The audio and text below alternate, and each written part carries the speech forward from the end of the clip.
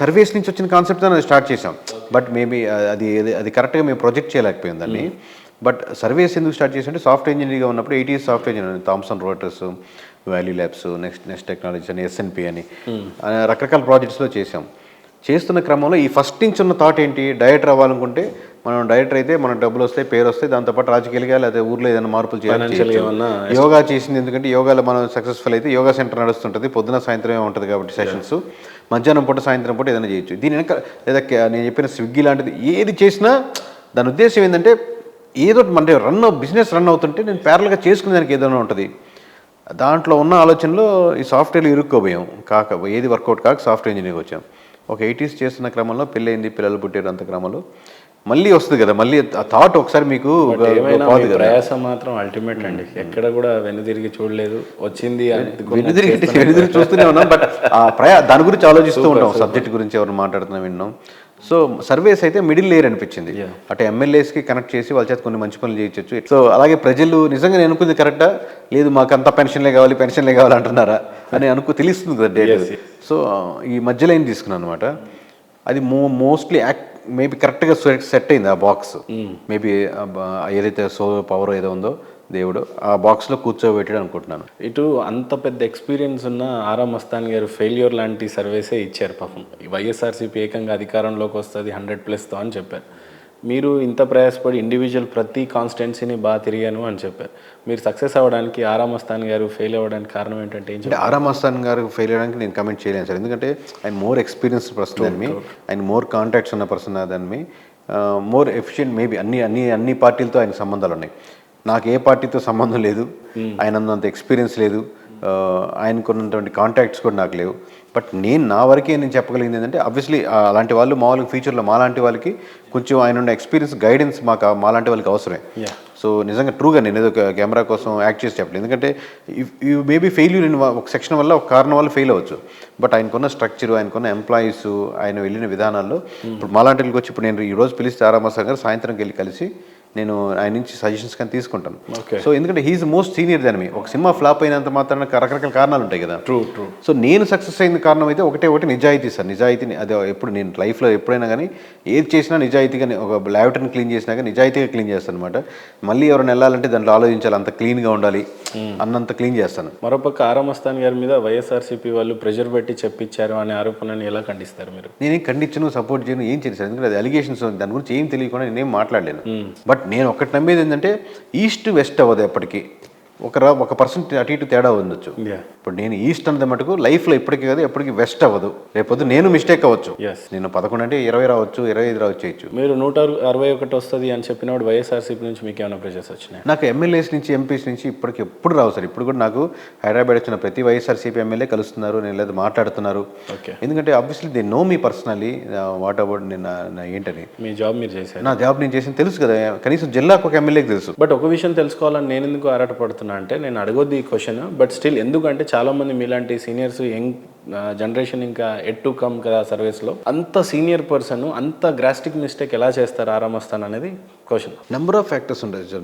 ఎందుకంటే 100 వస్తాయన్న కాస్త మరి అంత గ్రాస్టిక్ ఎలా చెప్తారు అని. ఒకటి అల్గరిథము వాళ్ళు తీసుకున్న విధానం ఫెయిల్ అయి ఉండొచ్చు, లేదా ఆయన కిందకు ఉన్న ఎంప్లాయీస్ రాంగ్ డేటా అయి ఉండొచ్చు, లేదా సెలెక్ట్ చేసుకున్న ఇప్పుడు వాలంటీర్ ఇలాంటిది ఉన్నారనుకోండి, వాళ్ళు చెప్పడమే వాళ్ళు ఒక రకంగా ఫేవర్గా ఉండొచ్చు. మోస్ట్లీ తెలంగాణ మీద కాన్సన్ట్రేట్ చేస్తున్న వాళ్ళు AP maybe too much concentrate చేయలేకపోవచ్చు, లేదా ఆయన మీద ఉన్న ప్రెజర్ కావచ్చు. ఇలా number of factors. A factor అనేది నాకు తెలియదు కాబట్టి నేను వ్యక్తిగతంగా అది చెప్పలేను. ఎందుకంటే సో ఫైనల్గా కేకే అంటే మీ పూర్తి పేరు? కిరణ్ కొండేటి అండి. కిరణ్ కొండేటి గారు, మీ జీవిత ఆశయం ఏంటంటే ఏం చెప్తారు? Changes sir. నా జీవిత ఆశయం ఎప్పుడు ఒకటే సార్. నా డే 1 నుంచి నెల్లూరులో నేను పుట్టి పెరుగుతున్నప్పటి నుంచి నాకు ఒకటే ఒక ఇమేజ్ గుర్తొస్తూ ఉంటుంది.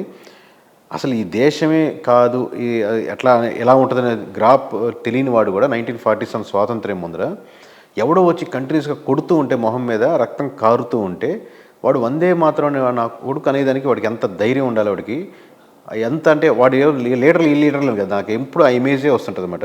ఈరోజు ఆ కంట్రీ ఫామ్ అయిపోయింది. ఇలా లక్షలాది మంది కొడుతున్న, చచ్చిపోయిన బిడ్డలు, గర్భవతులు చచ్చిపోయిన చాలామంది ఉన్నారు. వాళ్ళ డ్రీమ్ కంట్రీలో మనం నివసిస్తున్నాం. ఇప్పటికి ఒక 1000 రూపాయలు నేను ఇచ్చేస్తే నా డ్రైవింగ్ లైసెన్స్ ఇంటికి వచ్చేస్తుంది. ఇప్పటికి 10,000 ఇచ్చేస్తే నాకు కావాల్సిన పని అవుద్ది. 1,00,000 రూపాయలు ఒక ఎమ్మెల్యేకి ఇస్తే పని అవుద్ది. ఇప్పటికి డంప్ యార్డ్లు అలాగే ఉన్నాయి. ఇప్పటికీ మంచినీళ్ళ సదుపాయాలు లేవు. ఇప్పటికీ కరప్షన్ అంటే ఇండియా గుర్తొస్తే లెవెల్లో ఉంది. ఇప్పటికీ మనం ట్రాఫిక్ జాములు కానీ ఇంత దారుణం. మరి వాడు గర్భస్రోకం అంతా ఏదైతే బాధపడ్డారో ఆ కన్నీరంతా వేస్ట్ అయిపోయింది కదా. సో దీన్ని ఏ పర్సెంట్లో చేంజ్ చేసినా నాకు తృప్తిగా ఉంటుంది అనమాట, ఎంత శాతం అయినా సరే. అది అంతకంటే నాకు అది ఇమేజ్ దాంట్లో ఏ సెక్షన్లో ఉంటే ఆ సెక్షన్. రైట్ సార్, ఏ ఆశయం కోసం అయితే మీరు వెతుకుతున్నారో ఆ ఆశయాలన్నీ మనస్ఫూర్తిగా సిద్ధింపజేయాలని మనస్ఫూర్తిగా కోరుకుంటూ, మీకున్న కొద్ది టైంలో కూడా మిమ్మల్ని ఇబ్బంది పెట్టుంటే I'm really very sorry. And మీ ఆశయాలన్నీ సిద్ధింపజేయాలని మనస్ఫూర్తిగా కోరుకుంటూ, సిగ్నేచర్ స్టూడియోస్ మోటో ఏంటంటే జై జవాన్ జై కిసాన్ అని మీరు 3 సార్లు అంటే I close my interview. So please జై జవాన్ జై కిసాన్ అని 3 సార్లు. జై జవాన్ జై కిసాన్ 3 సార్లు అన్నట్టు. అంటే ఇంకా చాలా మంది సెక్షన్స్ ఉన్నారు, ఎందుకు 2 సెక్షన్లు పెట్టినారు? కంట్రీని బయట ఉండి ప్రొటెక్ట్ చేసి వాళ్ళైతే అహర్నిశలు రైతు ఇంకా అక్కడే ఉండిపోయాడు. యాక్చువల్ అందరికంటే పెద్ద బిజినెస్ మ్యాన్ రైతే అవ్వాలని నేను మనస్ఫూర్తిగా విశ్వసిస్తాను. నేను అదే సార్, నేను జై తప్పుగా అనుకుంటారేమో. మీరు అన్న మాట నా ఉద్దేశం కదా, నేను ఎలా కన్వే చేయాలని ఆలోచిస్తున్నాను. మీరు బాగా కరెక్ట్గా చెప్పారు. పెద్ద బిజినెస్ మ్యాన్ అంటే ఇప్పుడు జై కిసాన్ నాకు ఎందుకు అన్నానంటే సార్, రైతే రాజు అని ఊరినే మాటలు చెప్తున్నారు స్వాతంత్రం వచ్చినప్పటి నుంచి. కానీ వాడు పండించేదానికి వాడికి వచ్చే ధరకి ఎటువంటి సంబంధం లేదు. లిక్కర్ అమ్మేవాడు వాడు బాగానే ఉన్నాడు, సిగరెట్ అమ్మేవాడు వాడు బాగానే ఉన్నాడు. మనందరికీ కడుపు నింపే రైతు మాత్రం ఇంకా ధాన్యం కొనాలంటే పడిగాపులు కాస్తా ఉండాలా, వర్షం పడితే సేఫ్టీ లేకుండా బతకాలా, పురుగుల మందు వాడు తాగాల, రేపటి రోజు వాడు చచ్చిపోయినా కూడా వాడి దాన సంస్కారాలకి ఎమ్మెల్యే పోయి ఏదో బిచ్చముగా ఒక 5-10 వేలు ఇచ్చి దండం పెట్టేసి వెళ్ళిపోతున్నాడు. అదే నేను ఎందుకు జై కిసాన్ అనను, ఎందుకంటే సార్ నేను ఒక ట్రూ బిజినెస్గా సక్సెస్ అవ్వాలని చూస్తున్నాను. అదొక బిజినెస్గా ఉండాలి. మీరు ఆయన రెస్పెక్ట్ ఇచ్చేసి షాలువా చెప్పేసి రూపాయి జోబులో పెట్టకుండా పంపించేస్తున్నారు. నేను చెప్పిన లేరు తప్పు కదా. అంటే నేను ఆ బిజినెస్ని మీరు రెస్పెక్ట్ ఇవ్వండి, వాళ్ళకి దానికి ఆ సెక్షన్ ఇవ్వండి, వాళ్ళ ధర వాళ్ళు నిర్ణయించుకునే దానికి ఇవ్వండి. ఎవరికైతే ఫార్మర్ టు కస్టమర్ అనే కాన్సెప్ట్, కన్జ్యూమర్ అనే కాన్సెప్ట్ని మీరు డెవలప్ చేయండి. వాళ్ళకి పర్చేసింగ్ యూనిట్స్ విలేజ్లోనే పెట్టండి, ఏదైనా దగ్గరకు ఉంటే వాడు అమ్ముకోడానికి. ఈ మధ్యలో లేయర్లు కావాలంటే మీరు సెక్షన్ తీసుకొని తను మంచి స్ట్రాంగ్ బిజినెస్ మ్యాన్గా డెవలప్ చేయండి. ఆబ్వియస్గా తను పండించేదానికి ఎందుకు పండిస్తున్నాడు? ఎవరో శ్రీకాకుళంలో తినాలని కాదు కదా. తను overall income, he want that income. దాని ఇన్కమ్తో ఇంకో 10 ఎకరాలు చేస్తారో ఇంకో డెవలప్ చేస్తారో ప్యూర్గా. అలాగే వాళ్ళు ఏమైనా మిస్టేక్స్ చేయంటే కరెక్ట్ చేయండి. టూ మచ్ దాంట్లో కెమికల్గా ఇంక్లూడ్ చేసి పెద్ద అవుట్పుట్ తెచ్చాలని చూస్తాను అనుకోండి, దాని కెమికల్ తగ్గించండి. వాళ్ళు కూడా ఎప్పటి నుంచి కూడా మిస్టేక్స్ ఉన్నాయి కదా. మీరు దాన్ని బిజినెస్ లాగా చూడండి, దాన్ని డెవలప్ చేయండి మంచిగా. అప్పుడు వాళ్ళు కూడా రేపు నెక్స్ట్ జనరేషన్ రాకపోతే సాఫ్ట్వేర్ మనం హాయిగా పొలం చేసుకుంటే ₹1,00,000 మిగులుతాయి. ఇక్కడ అక్కడ పోయి 30,000-40,000 కోసం వాడి దగ్గర మనం జాగిరి చేయాల్సిన అవసరం ఉందని అంటాడు. కూడా చాలా బాగుంటుంది ఆ రోజు నిజంగా. అందుకని జై కిసాన్ అనే కాన్సెప్ట్ మీరు అనాలంటే ఊటి అనేది జై కిసాన్ లోపల నుంచి ఎందుకు రాదంటే ఆ కాన్సెప్ట్ మనం డెవలప్ చేయాలి అని. సో మచ్ కన్విన్స్డ్ అండి, రియల్లీ ట్రూ. సో ఫైనల్గా 2 తెలుగు రాష్ట్రాల ప్రజలకి లేదంటే మన యంగ్ జనరేషన్కి మీరు ఏమైనా చెప్పాలి అని అనుకుంటే ప్లీజ్. అలాగే ఇప్పుడు ప్రస్తుతానికి నేను 2 ఎలక్షన్స్ పనిచేశాను సార్.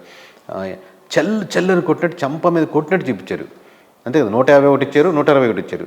మీరు ఒక దాని వెనకాల ఎసెన్స్ చూడండి. ఆబ్వియస్గా కొంత సెక్షన్ 20% మారుతున్నట్టు కాదు, ఇది గట్రా అన్నారు. ఈసారి దాని పర్సెంటేజ్ పెంచండి. ఒళ్ళు దగ్గర పెట్టుకుని, ఒళ్ళు మామూలు కాదు కదా, ఎడ్జ్లో నిలబడి పనిచేస్తారు ఎమ్మెల్యేలు. ఓహో ఈసారి నేను ఓడిపోతున్నాను, ఏ మాత్రం ఉన్నా ఓడిచ్చేయండి. తర్వాత నెక్స్ట్ గెలిపిస్తారా, కింద ఇండిపెండెంట్ గెలిపిస్తారని చాలా ఫ్యాక్టర్స్ ఉన్నాయి దాంట్లో. కానీ ఫ్రీ స్కీముల మీదే నిలబడతాం, ఇలా పంచుకుంటూ పోతాం, దాన్నే ప్రొజెక్ట్ చేస్తాం అని అంటే మటుకు మామూలుగా ఖచ్చితంగా ఈసారి ఓడిస్తారో నేను ప్రొజెక్ట్ చేస్తాను దీన్ని. మీ వైపు నుంచి కూడా కలిసిన ఎమ్మెల్యేలా చెప్తాను, ఈసారి మేము ఓడిచ్చేస్తాం క్లారిటీ చెప్పండి. ఒళ్ళు దగ్గర పెట్టుకుని పనిచేస్తాడు ప్రతి ఎమ్మెల్యే, ప్రతి సీఎం, ప్రతి పిఎం. సూపర్ సార్, ఏదైనా చాలా స్పష్టంగా చాలా హ్యాపీగా ఇచ్చారు. మీ ఇంకా లైఫ్లో చాలా సక్సెస్ అవ్వాలని మనస్ఫూర్తిగా కోరుకుంటూ, మీ ఆశయం నాకు చాలా గొప్పగా అనిపించింది. Really appreciated for that. Thank you so much అండి. Thank you.